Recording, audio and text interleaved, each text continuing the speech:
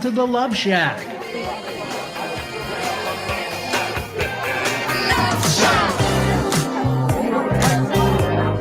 Hey, welcome to the Love Shack. It's a little old place where we get together, explore fresh perspectives, and eavesdrop on juicy conversations as we discover the things that really matter while having a little bit of fun along the way.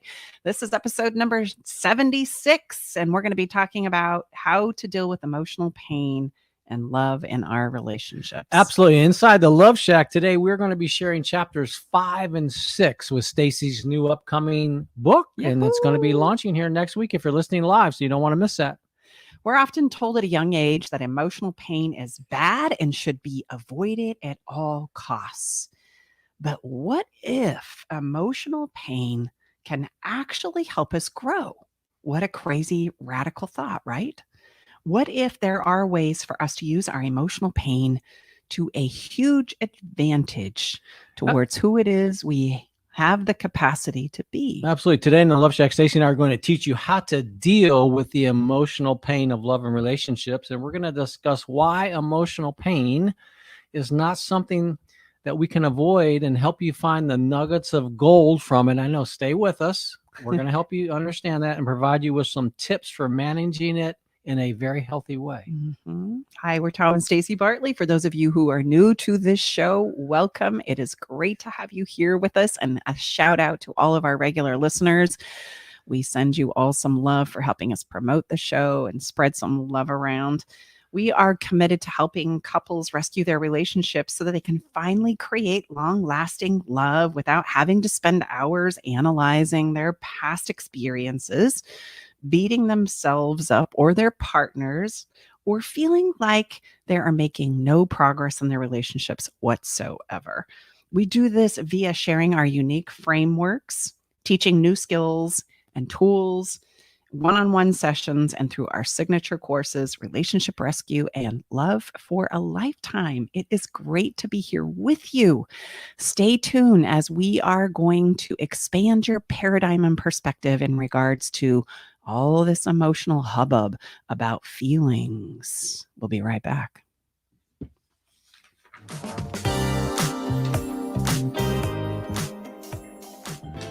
I met Staci and Tom about 2 years ago. I was at a point in my relationship where I was ready to file for divorce. Not that I wanted to, but I just felt hopeless and helpless. I'd been through other counseling and coaching and didn't find any success. With Staci and Tom's methods, I was able to eliminate insecurities, set boundaries, plant my flag, eliminate rabbit holing. I was separated from my wife for a year, and I have since moved back home for the last 6 months now. I still refer back to a lot of the teaching that Staci and Tom provided, and it's helped me. It's well worth it. Learn the simple 3-step system to rescue your struggling relationship by registering for Staci's brand new free workshop. Reserve your seat by going to stacibartley.com/workshop. Are you ready to venture off the beaten path, expand your mind, raise your consciousness, and open your heart? Allow me to entice you with interviews with amazing souls from around the world. Indulge in history, mystery, science, and spirituality. There's weekly skin tips, live esoteric readings, and answers to life's burning questions. So come join me, Sakura, your host, intuitive medium and spiritual hypnotherapist, each Wednesday at 2 to 3 p.m., right here on KKNW for Love from the Hip. Hey, babe, did you know that the average couple spends only 2 hours a day with each other? And the majority of that time is spent eating, watching TV, and surfing social media rather than connecting with each other. And if children are involved, my gosh, it's even less time than that. I know, babe. That's why you created our conversation cards for connection, because they're the perfect conversation starter. So the next time you're sitting on a couch, rather than turning on the TV or grabbing your phone, pull out a card and get ready for some good old-fashioned laughter and love and connection. Yeah, you can get your cards at stacibartley.com. Walking your talk? Take us with you. The KKNW app makes streaming our programming easy on your phone or tablet. Welcome back. We are Tom and Staci Bartley, hosts of Love Shack Live. Great to have you inside the Love Shack. We've got our engineer, Eric Ryder, at Spaceship KKNW.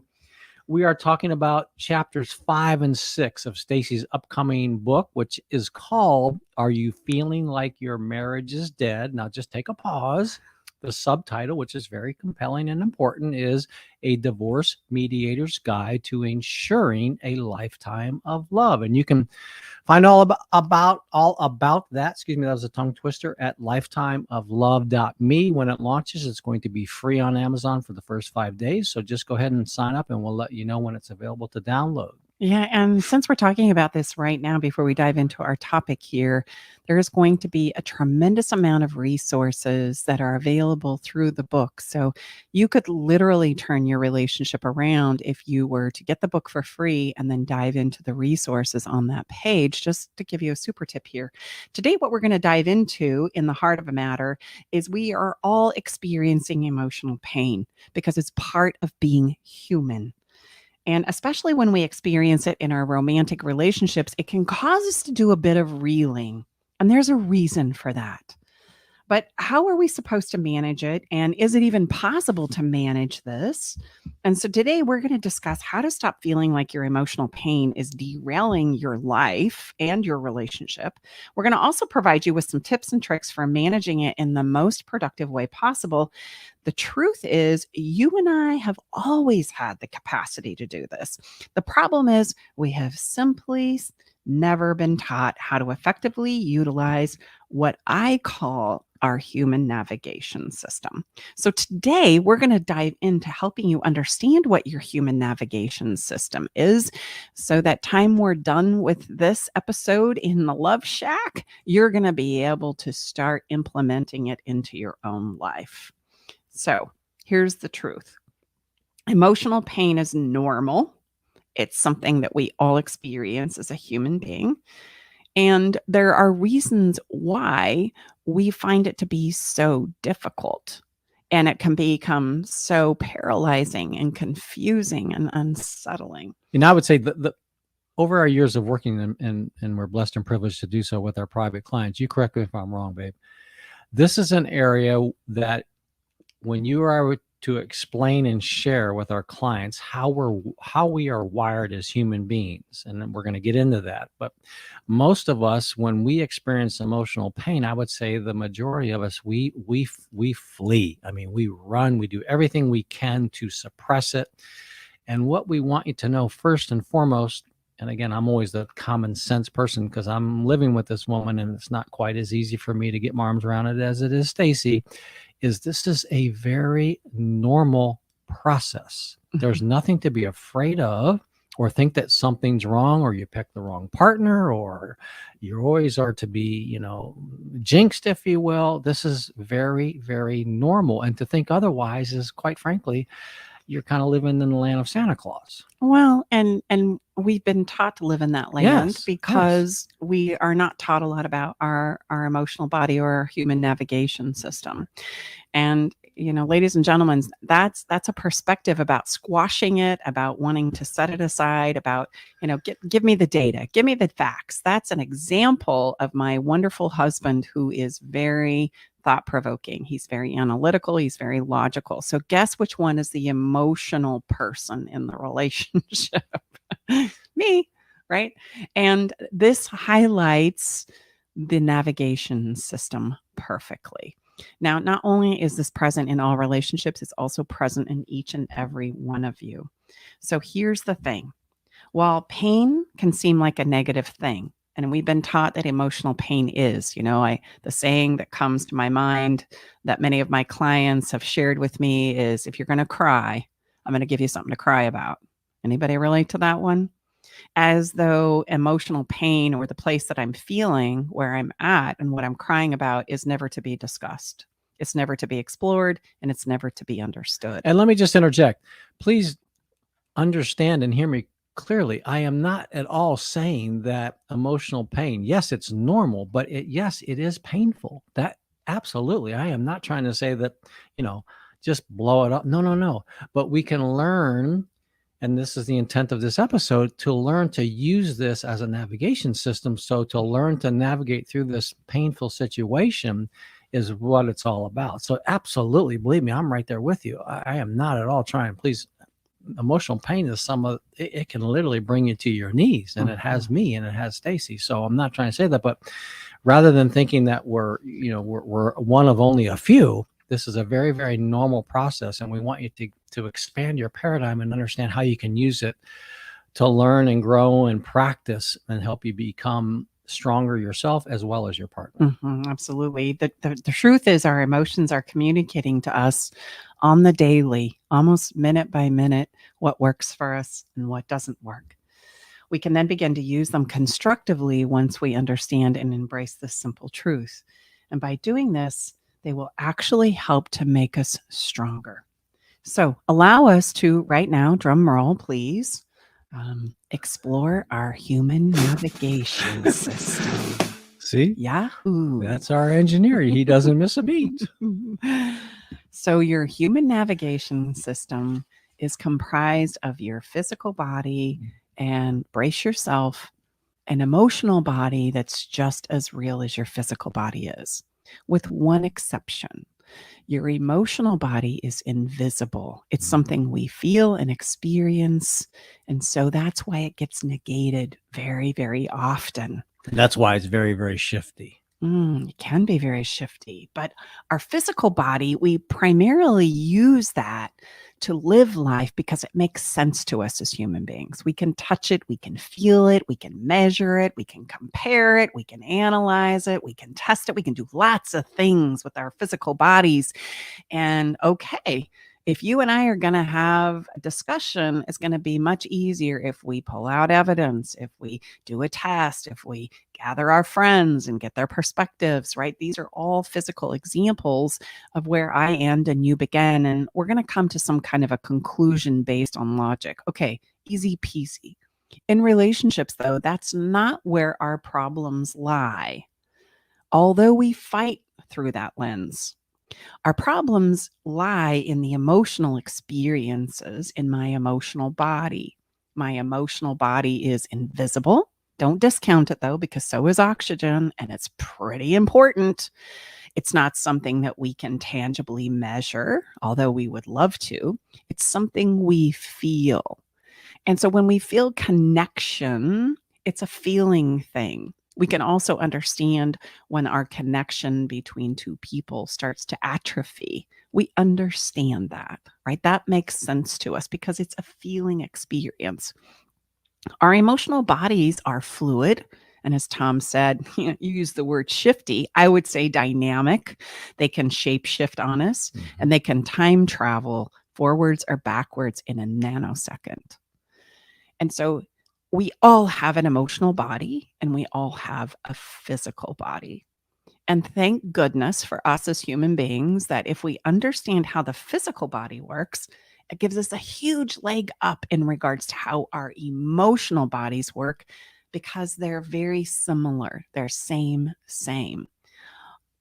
Probably until this moment, you didn't really give it a name as an emotional body, but it is. We all have one.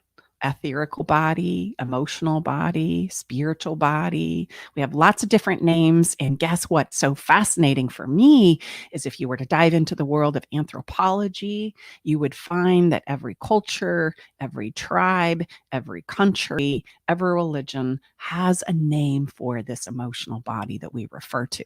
So different names, similar experience as a human being navigating it from day to day. Make sense? Yes. Okay. So could you say the invisible but very important part of our daily experience? Absolutely. That's your emotional body. Now, when it comes to us as human beings, we have a developed navigation system, usually on one side or the other. We're either very logical, analytical. We want this to make sense. We want to be strategic. I don't necessarily value the emotional experience as a human being because I know that it's gotten me into trouble. It's created problems. It's created fights, right? It sends me on these paths that were unexpected. All of a sudden, I'm in a place I didn't realize. We're having a conversation I don't want to have. Like, we understand its ability to take us places that maybe we didn't really want to go or we didn't see coming. And so because of its unpredictable nature, we tend to shy away from it.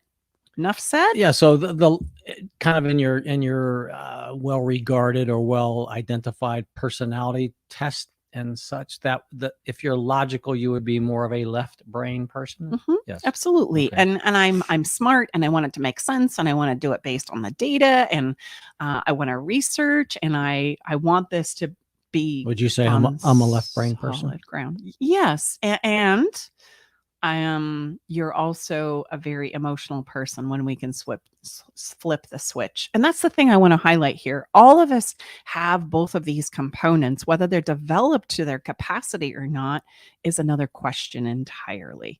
We all have the ability to do this. We all have the capacity to do this, but we have to develop the ability to go both ways. Okay. Right? We want to develop the ability to go both ways in my navigation system, because that's where I find a sense of balance. The emotions don't necessarily, freak me out. I can go there. I can share with you there. And babe, you absolutely have the ability to do that. And then if and when necessary, I can go to the logic as well. Because here's the other side. So one side of the navigation system is the logic, the strategy, the process. This is how it's going to go type or side of ourselves. That's our thinking side, our brain side, our physical side. The other side is the emotional side. And probably all of us in our sphere of influence know people who drowned in their emotions. It's so emotional, we can't make any progress. It's so emotional that sometimes it gets crazy and it doesn't move the needle. And we're like, oh my gosh, time out right now, right? And that's an overdeveloped emotional side of the equation as well, right? So we all know somebody like that. What's interesting is in our navigation system, if we can really understand its service to us, we would understand that when I'm emotionally drowning, I need to get more logical. I need to make a decision. I need to take some action, right? I need to get going instead of continuing to dive into these emotions deeper and deeper. If I'm too logical, I'm running around like a crazy person with a to-do list and a task list that's like 37 miles long, and I don't even want to stop and think about how this makes me feel or what works for me emotionally or what's going on in that side of myself. And so I run around with a daily to-do list that is like astronomical, and I get out of balance either direction. The last thing I want to do is sit down and spend some time with my emotions. Like, that seems crazy. Why would anybody do that? And would you say that when we are pressed, certainly on the emotional spectrum of our life experience, whatever side of the human navigation system that we err on or lean to, we're going to default to that? 100%. And you're pointing to, we're gonna step into that conversation, but just notice where you live right now. Are you more on the emotional side, or are you more on the logical? And what would be, thinking and let's say side? someone say, I'm not really quite sure, what would be like a good quick barometer test that you could ask yourself? Well, physical, logical is I'm strategic. I want it to make sense. Emotions kind of scare me. Don't really want to go there. I notice, especially as we're talking, that I am busy. I'm creating, right? I'm doing lots of activities in my physical experience. And when somebody says, hey, let's talk, let's share, let's get cushy, oochie, you go, oh, I don't know about that. So a logical person right now in this very minute could be multitasking while they're listening or watching us. 100%. Okay, gotcha. Yeah, absolutely. They're out looking for answers for their relationship, but please don't tell me, how does that make you feel? Like, my brain is going to go, I'm going to blow a gasket. And then if you're on the other side, on the emotional side of the human navigation system, the other side is, please, tell me how you feel. I just want to know how you feel. I don't want to hear about all the logic. I just, it would mean so much to me. And I can't do it because it makes me feel such and such a way, or I don't feel good about it, or I can't go there. And so those are old truths. And I might even be in a place where maybe I'm struggling with a lot of anxiety, or I'm struggling with a lot of depression, and I'm kind of drowning in all this emotional fodder. We get drowning in that, and then I stay there, and I don't realize my counterbalance is to do something physical, which brings me to pointing out in our navigation system, they are the counterbalances. And I believe that we should learn this stuff when we're little kids. And if I have my way with my legacy while I'm here alive on this planet, I'm going to ensure that this changes because it is so critically important to understand that you do have a navigation system and it will support you like this. If it makes sense and it feels good, we take a step and go forward. If it doesn't make any sense but feels good, maybe I need to get some more understanding and clarity. Or maybe I know that this is just what's best and I can't make any sense of it and I move forward. If it doesn't feel good at all and makes a lot of sense, I want to get some more clarity, gain some more understanding before I move forward. What doesn't work and what does work for me, emotional side of the equation, the brain is an incredible helper to help us create the strategy, but a horrible barometer in regards to where am I and what works for me and doesn't work for me emotionally. So I need both to counterbalance and find a sense of what we would say peace, balance inside of ourselves, because without it, we're always going to feel out of kilter. So let me just back up a few sentences there. So if I heard you correctly, and just to make sure for the listeners that we're tracking you, you gave a couple different scenarios, and what I heard is, so wherever we lean, more naturally or more typically, if that's feeling right from that side of our navigation system, but unsure on the other side, that's the indicator. So in either place, whether it's logical or emotional. Yes, exactly. So if it makes sense, I'm going to go, but I'm going to negate all the emotional repercussions of that. If I'm a logical, physical person. Or the other way? Or the other way, I'm drowning in emotions and I refuse to take any action or think it through or get strategic. So we're out of balance on either side. And I just want to point out here that balance is more like a place we have to achieve through daily repetition. I want you to think of balance like brushing your teeth, taking a poop, right? Doing the laundry, taking out the trash. Just because I had balance or a sense of balance within inside of myself yesterday doesn't mean I'm going to have it today. It's an ongoing revolution. Balance is a verb, and it's a place that I'm always going to need to reposition myself with, hence the navigation system. And so many of us make decisions, especially in the emotional realm, which there couldn't be a more emotional, realm that we live in. We're good with it in the front side. We take this magic carpet ride emotionally, but then as time goes on, it becomes very, very logical. The emotion kind of leaves the relationship and we get into a tasking of, did you pay this bill? Did you drop the kids off at school? Did you get the summer vacation planned? Did you take the trash out? Are you going to do the dishes? How are we going to divide these chores? And it becomes a task checking instead of an emotional sharing of experiences, which, by the way, is what got you in this mess in the first place, right? It's what brought you here to this life that you've been investing in physically, mentally, emotionally, spiritually.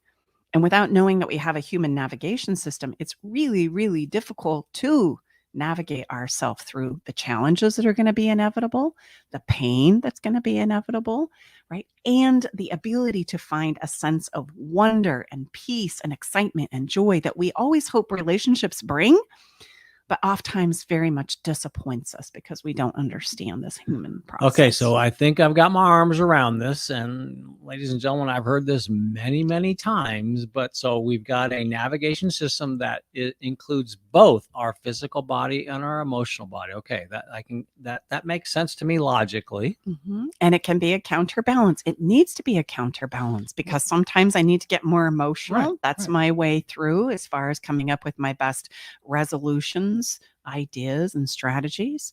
And sometimes I need to get more emotional or more logical, depending on where you are in your own place of balance. But specific to the painful parts of our relationship journey, that's going to obviously fall into the emotional part of our navigation system. And you correct me if I'm wrong, when the clients that come and see us, they have a significant or maybe whatever amount of dis-ease in that area of their navigation system, and they're not sure how to, other than what the few skills or really lack of any skills, how to navigate this. And oftentimes they're at a place of maybe breaking point or... Absolutely. There's been so much emotional resentment, disappointment, pain, etc. Finally, when they can't take it anymore, they come and show up at my door. And they're still trying to solve the problem, this emotional problem, through a physical lens.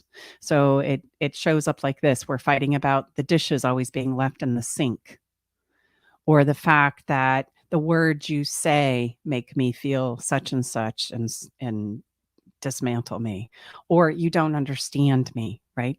In fact, a client is coming to mind right now where he's very logical. He's wanting this to make sense, and he doesn't have a lot of tolerance for the emotional. The wife is just wanting him to emotionally connect with her. That would be the greatest gift he could ever give her. And he refuses to go there. And so he's always banging on her about the division of labor and the division of duties and who's doing more and why that's so. And that causes her to emotionally feel less than or minimized. And he can't understand, look, it's just logic, right? Let's just calculate the hours. Let's just calculate the tasks. And he's thinking, if you could just do more of these things for me through the physical lens, we're all going to feel better. And she's saying, no, that can't be the answer. If you can connect with me more emotionally over here, that's absolutely going to be the answer for our relationship. And I want you to realize they're both right.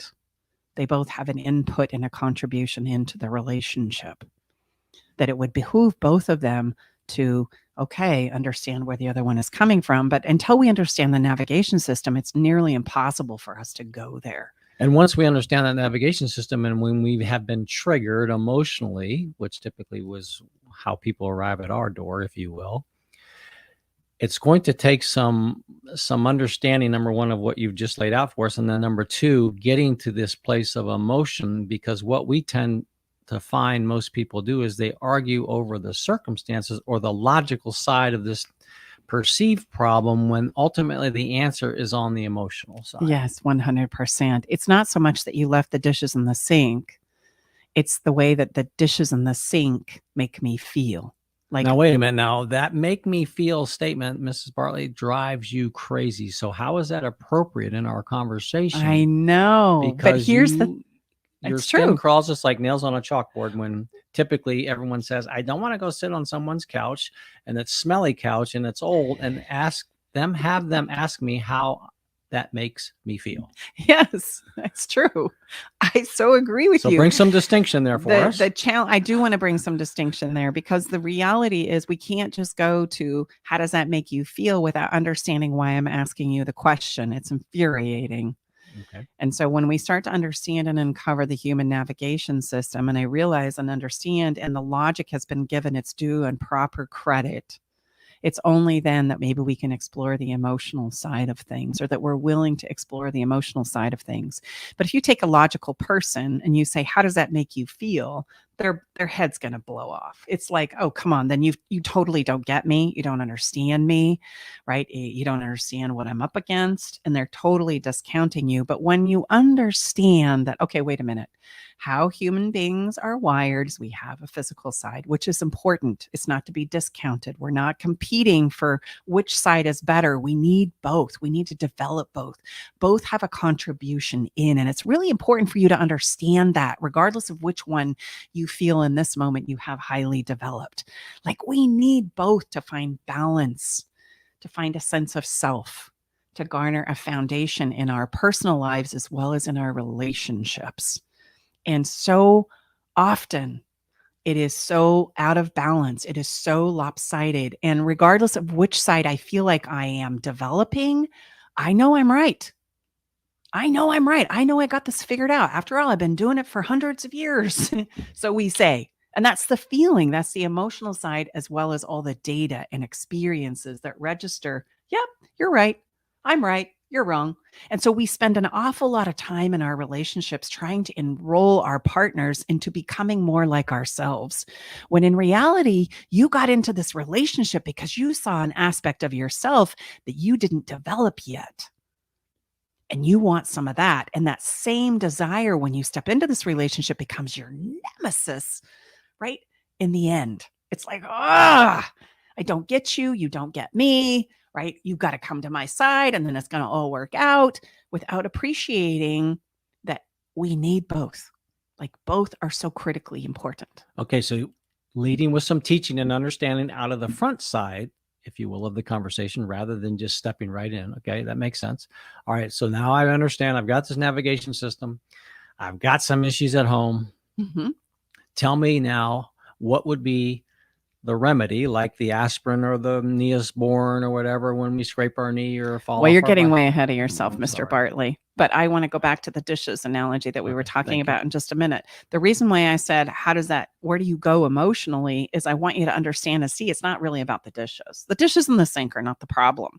But we're going to argue about the dishes in the sink without exploring the emotional side of our navigation system, which is, what does it mean for you? Where do you go emotionally when you see the dishes in the sink? It seems like I'm always the one that always has to do the dang dishes. Why is that? Do Yeah, you not? and go deeper. Okay. Emotionally, what do you start to make up is true about you and your relationship and your person? I feel like I'm always the one that does all the dishes and the sweeping. And just so you know, ladies and gentlemen, that's not true at all. I'm just participating here in the conversation. Staci's incredible about keeping our house wonderful, but I feel like I'm not appreciated for all the times that I seem to do the dishes when you don't. Exactly. And then I start to believe that you don't really care about me, and I'm not important to you, and you don't value my contribution to this relationship, that it gets minimized and overlooked. And I just want you to know that those are all emotions that are running the show. They are running the scene. That's the interesting part about the emotional body. If we want to discount it and we want to set it aside, it is what runs life. It is what gives us the motivation and desire. The moments that matter to us, they come from the emotional side of the equation. And when we discount them, we are missing a huge part of our experience as human beings. And when we fight, if we could learn that it's not so much about the experiences that are playing out logistically, it's more about the way those logistics cause me to feel. And it's going to be some version of, I'm not important. You discounted me. You don't hear what I have to say. I obviously don't care how I feel about this. It's always an emotional driver. Why? Because relationships are primarily emotion, and their emotions in flow or not. And you may have heard us say often, if you've been listening to our show, and thank you so much if you have, that we often sacrifice the circumstances versus or for the experience. And so what Staci just shared, and again, no pointing fingers here, that's often what we think is the answer to our problem. And that's because we don't understand what we've just been sharing this whole part of this first part of our show is the navigation system. First thing Staci says, and you will when people come in and says, look, no disrespect, but it doesn't matter how you got here. Meaning we don't care about the circumstances. Why is that? Because the circumstances aren't going to see us through. You've been already arguing about the circumstances, meaning the logical aspects of your relationship. You fought about the money. You fought about the kids. You fought about the family. You fought about your vocation. The affair, emotional or otherwise, right? You've pounded that into powder dust. Like you have so explored that, and yet you haven't made any progress. And so when it comes to people coming up to our door and engaging in our programs and the work that we do, those things really, in the end of it, I don't want to discount your experiences because I know they're hard and they're challenging and they bring up a tremendous amount of emotion, but they're not going to be the things that see you through this. It's going to be the understanding of the emotions. It's going to be understanding how you got here and where you go and sharing those things and knowing that those emotions that you're feeling are heard and understood. That's what's going to see you through. It's an emotional journey way more than it is a logical component of things. Now I do want to say this. Sometimes there is a logical solution that we can implement into the emotional understanding to find our way through. So again, I don't want to paint the picture that emotions trump logic, because that's not true. Logic is just as important as emotions, but because we're untrained in regards to our emotional bodies, it's usually an emotional problem, and it's an emotional experience that got you into the relationship. And we sometimes discount that. It was a feeling I experienced that made me go, let's build a life together.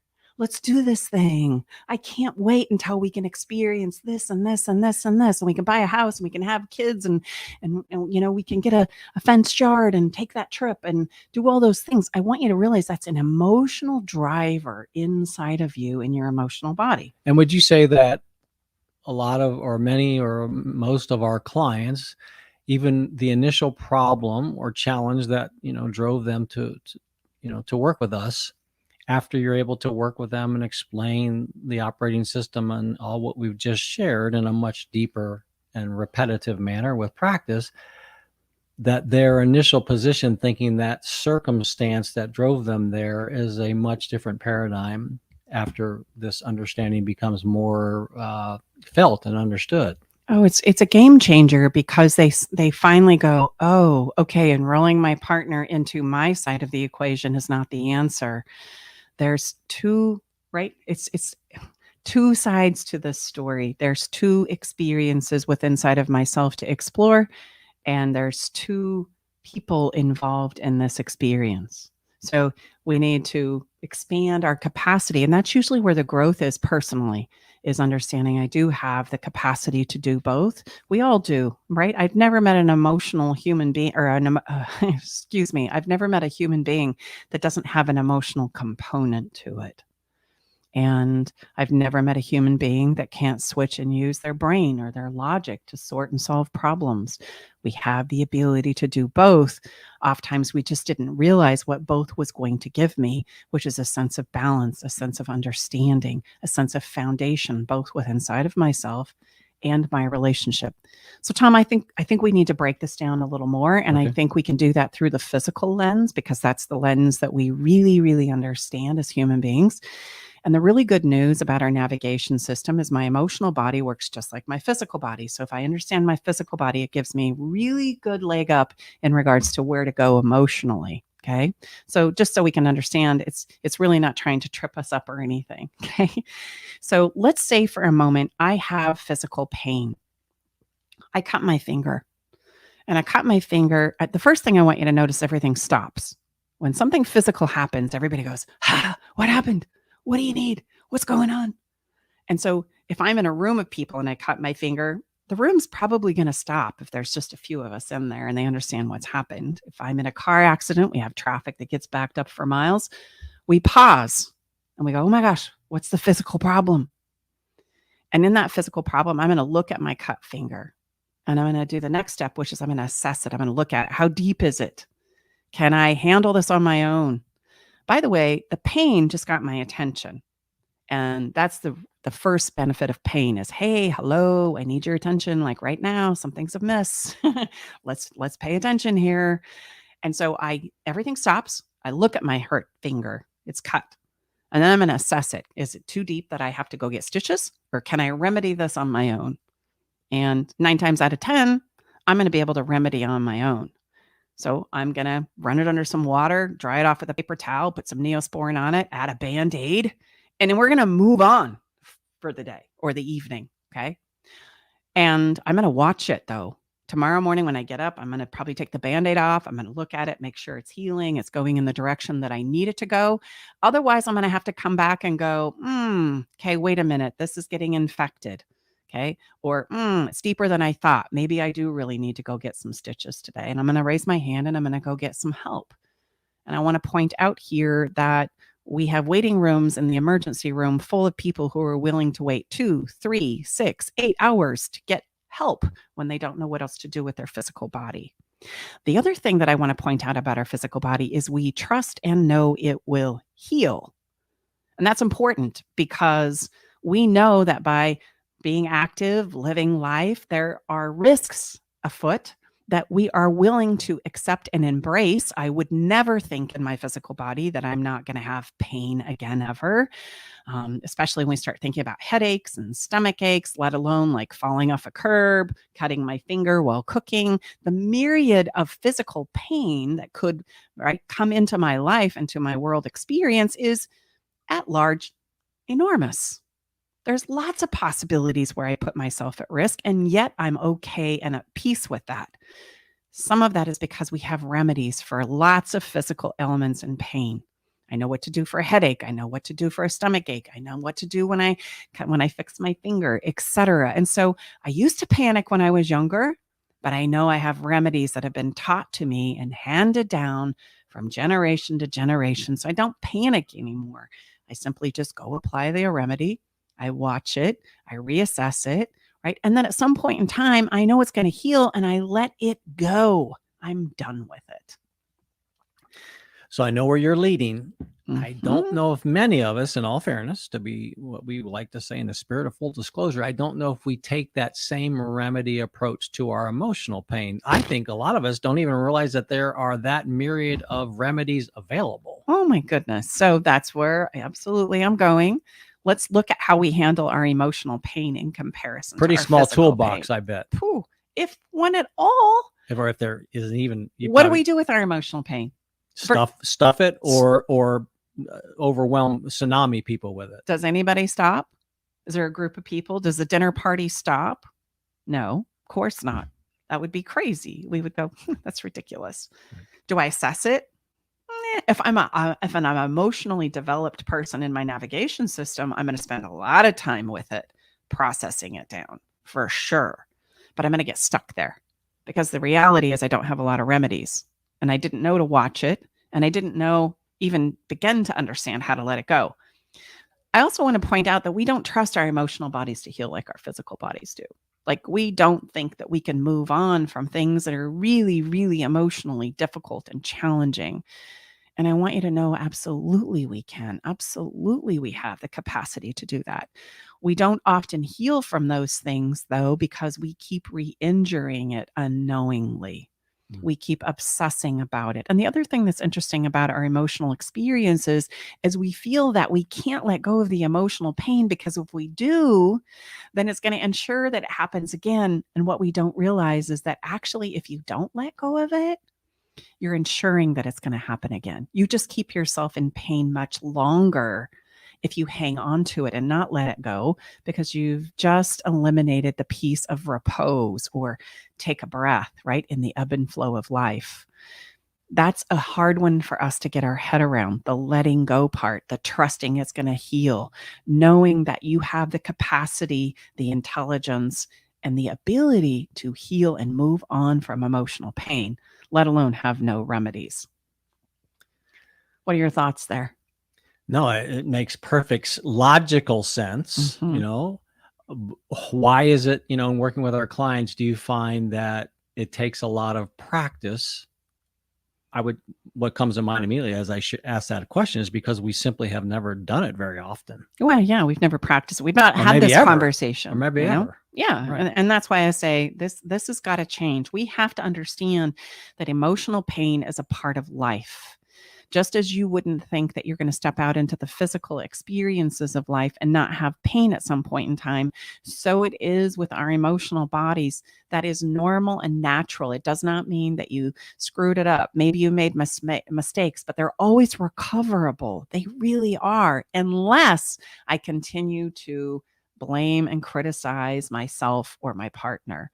So, And for expanding our toolbox then, so let's, as we start to land this heart of the matter part of our show, give people some really, really great remedies that they can put into their life right now. Yeah, absolutely. Well, I'm going to do better than that. I'm going to give you steps for handling your emotional pain. And before I do, I want you to understand where it is we typically go with our emotional pain, because we all have a survival skill. Just like we have a survival skill with our physical well-being, we all have a survival skill with our emotional body. And that survival skill is one of two.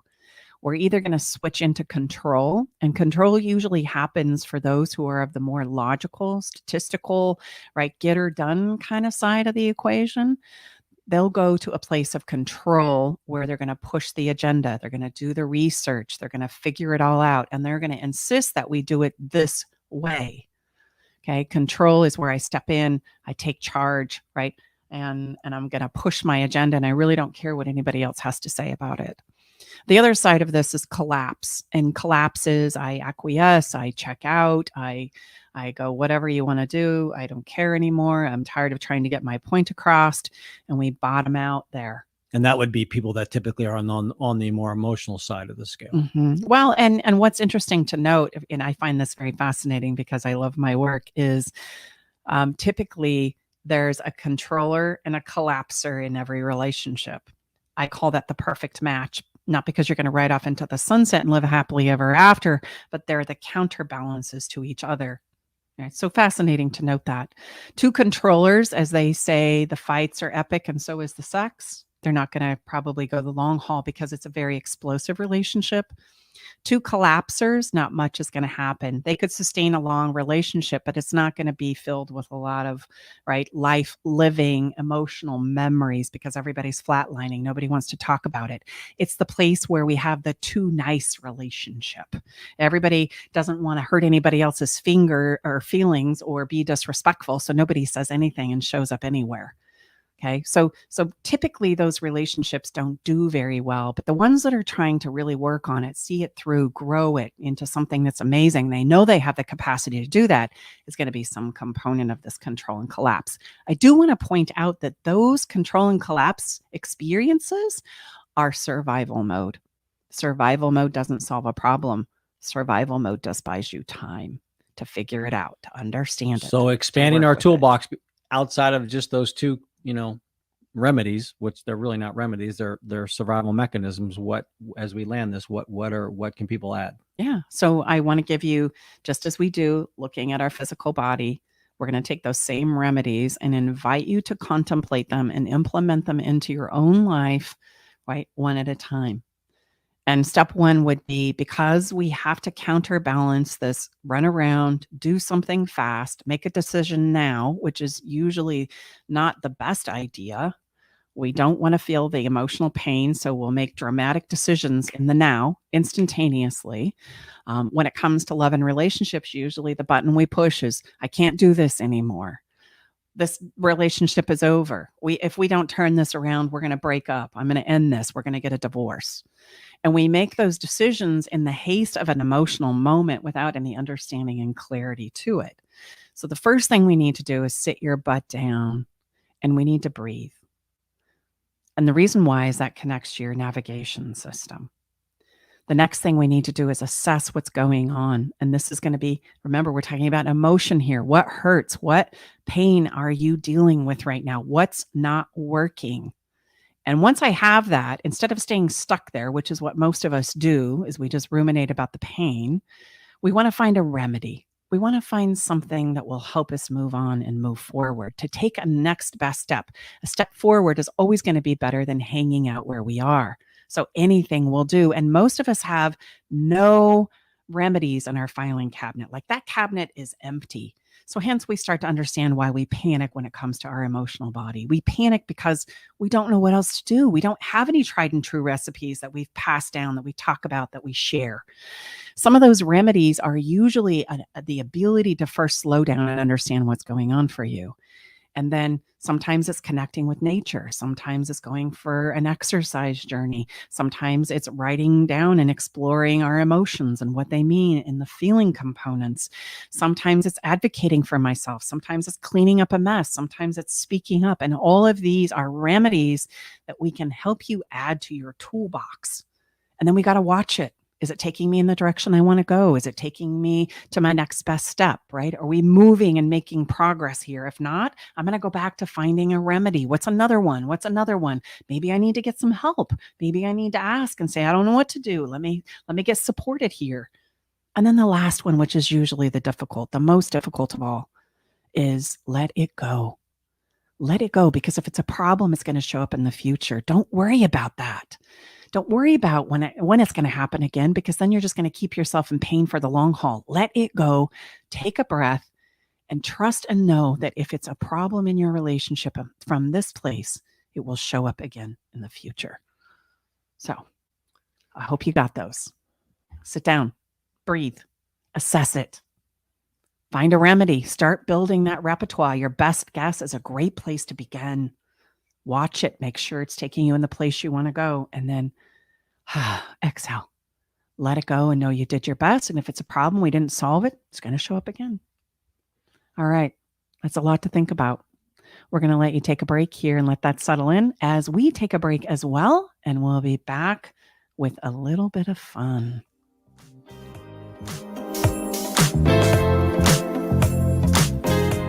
Hey, babe, did you know that the average couple spends only 2 hours a day with each other? And the majority of that time is spent eating, watching TV, and surfing social media rather than connecting with each other. And if children are involved, my gosh, it's even less time than that. I know, babe. That's why you created our conversation cards for connection, because they're the perfect conversation starter. So the next time you're sitting on the couch, rather than turning on the TV or grabbing your phone, pull out a card and get ready for some good old-fashioned laughter and love and connection. Yeah, you can get your cards at stacibartley.com. Hi, I'm Coach Debbie from Story U Talk Radio, and I want to encourage you to write your book. Weekly, I offer topics about style and storytelling. I take your questions on our live show every Thursday at 4 o'clock, or you can subscribe to Story U, that's capital U, on any of your favorite platforms.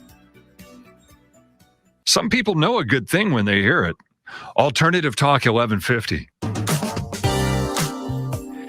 Welcome back. We are Tom and Staci Bartley inside the Love Shack, and we're going to step right into the follow the fun. What's our fun? What is our fun, Mrs. Bartley? Well, we're going to create a newlywed show. Do you remember that, babe? When we were growing up, there was the newlywed show. We're going to kind of date ourselves right now, but. And I even asked you at our pre-show meeting, like, do you remember the host of the newlywed show? No, I didn't. Bob Newhart. Yeah. And so he had really nice, he had like bouffant hair. Yes. Remember? It was always looking tight and gelled up. And for those of you who don't have a connection or a familiarity with this show, it was these newlyweds that were newly married, and they'd put them on this panel and they'd ask questions to see how well they really knew each other. Right. And you'd win points if whoever had the best aggregate. They'd ask some of the one, spouse, and then they would change it up and ask the other spouse. Yeah. And so I want to help you create a version of this in your own home. So I'm going to encourage you sometime this week to get your favorite beverage, and I'm going to give you some questions here that you can explore with your partner. And here's the thing, I thought it would be really cool to give you a demonstration of this. So the questions that we're about to share, we don't know. And we're going to see how well Tom and Staci know each other. And then you can take these same questions and you can create a version of the newlywed show in your own life. So, Tom, which article of clothing does your partner dislike the most? Meaning me. What article of clothing do I dislike the most? I would think all articles of clothing. Oh, la la, ladies and gentlemen. And our wonderful producer just let us know that it's not Bob Newhart, it's Bob Eubanks. Sorry. But he did have good hair, right, Eric? He had great hair. But anyway, I would say as far as our clothing and my wife, not really any of the clothing. Oh, honey. Well, that is true. I'm not necessarily. We're going to keep it radio friendly. Don't worry. A clothes happy person. Yeah, it's true. It's true. I would say the underwear are my least favorite. Oh, my. Yeah. We're going to just move right past that one and go to question 2. Eric's got his finger. Wait a minute. What is yours? My least, I would say, I love to take my shoes off when I've had them on all day. Shoes and socks. I guess I was supposed to know that and I didn't. Oh, you're right. Yeah, that's true. Okay, number 2 question. Name the number 1 country your partner would like to visit. That's a slam dunk. Oh, that is a slam dunk. Italy. I'm supposed to know. Oh. Remember? Well, it's the same for both of us. We've been tainted. Okay. And now I'm gonna step in now. In the interest of time, we got to get this party moving. What habit does your partner find most annoying? Oh, I tell you what, when you're doing this, get out. Don't bother me right now. All right. That is a habit that I just go, Urgh. Or if you're watching on YouTube right now, Staci, I wish you would shut your yapper. So you just take your 4 fingers in when you just go like that. That means Staci's supposed to shut her. What's mine? So what I find most annoying in you? Yeah. Oh, this morning, my little cupcake has to have a little bit of coffee in her hand when we walk our dog. Like, honey, oh my gosh. Could we start the water because our coon dog is howling because mom put her shoes on? No, my wonderful wife put her shoes on, but yet the water wasn't boiling, so we had a lot of howling unnecessarily. That's the most annoying thing that happens. Okay. What's one of your most favorite precious belongings? Oh, man. Mine. Oh. What's my precious belonging? I would say your keepsake things from your children, like, pictures, precious pictures. I'm surprised you didn't say the dog. Oh. That's a conversation for another time, ladies and gentlemen. As we're moving now into Wait a minute, there's one more I want to give them. What's your partner's biggest dream? So have some fun with this. Go back and forth, see what you know about your partners, and share these ideas with each other. And if you want to get on our fun list for more ideas like this, then get on our fun list. really quick, wrap it up. What are we feeling? What are we feeling really fast? Oh, yes. It's our song of the day, and it's Lessons by Eric Robertson. Right. Eric Robertson talks about Check lessons. it out. It's a beautiful song. Actually, we listened to it first and watched the video before we did our show prep. So we're going to have to wrap this up one quick. Thank you so much for being with us. Thanks to Eric Ryder, our producer and engineer, and KKNW. Wherever you're listening to us, we are live on YouTube, live on Facebook. We're on wherever you find your podcast, and we have all our show notes and transcription, everything on our website. So we are here to be of service. And if you want a free copy of our book, make sure you get on the list at Lifetime Insurance. What is it, honey? Lifetimeoflove.me. We have a very special episode next week. That's all I can share, but it's going to be different in lots of different ways. So you don't want to miss it. Yeah. See you next week, guys. Thanks for being here with us. Bye-bye now.